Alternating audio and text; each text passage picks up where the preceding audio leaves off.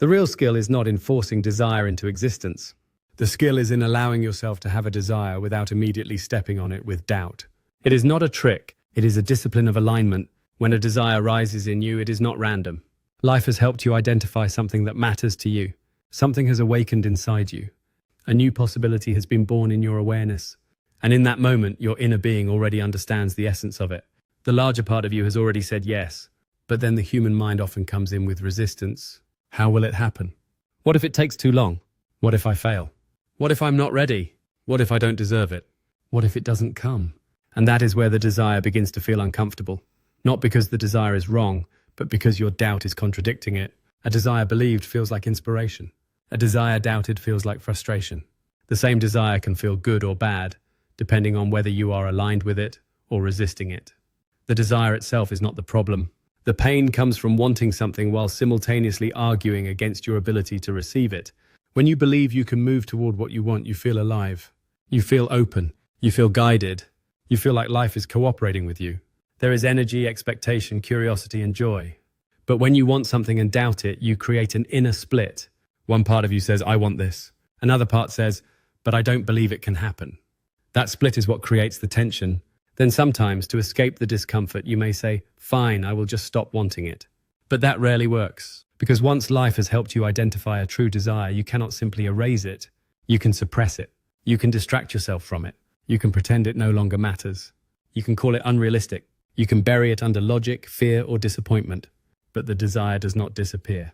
It continues to live inside you because desire is part of expansion. Desire is the evidence that your consciousness has grown. You cannot go back to being the version of yourself who had not yet discovered what you now know you want. Once the desire is born, momentum begins. And the path of least resistance is not to kill the desire. The path of least resistance is to line up with it. To line up with the desire does not mean obsessing over it. It does not mean chasing it in desperation. It does not mean forcing action from fear. It means softening the doubt around it. It means becoming emotionally available to the possibility of it. It means practicing thoughts that make the desire feel natural instead of impossible. Instead of saying, I don't know how this will happen, you begin saying, I do not need to know every step right now. Instead of saying, what if I fail? You begin saying, I can learn as I move. Instead of saying, it is too big, you begin saying, I can grow into it. Instead of saying, it has not happened yet, you begin saying, it is forming, and I am becoming ready for it. That is the skill, to let desire remain pure long enough for your belief to catch up, to stop attacking your own vision before it has a chance to breathe, to stop using your current reality as evidence against your future possibility, to understand that the desire came because you are expanding, and the discomfort only means you are still adjusting your vibration, your identity, and your expectation to match what you have asked for. You do not need to release the desire. You need to release the resistance, because desire is not the burden. Doubt is the burden. The desire is calling you forward.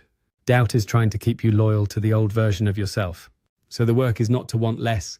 The work is to doubt less. The work is to become so steady inside yourself that you can hold a desire without crushing it with fear. You can let it live. You can let it mature. You can let it guide your attention, your choices, your preparation, and your energy. And when you stop trampling the desire with doubt, the desire begins to feel good again. It becomes a signal. It becomes a direction. It becomes an invitation. It becomes a path. And the more you line up with it, the more life begins to reveal the next step, then the next, then the next. Not because you forced it, because you stopped fighting it.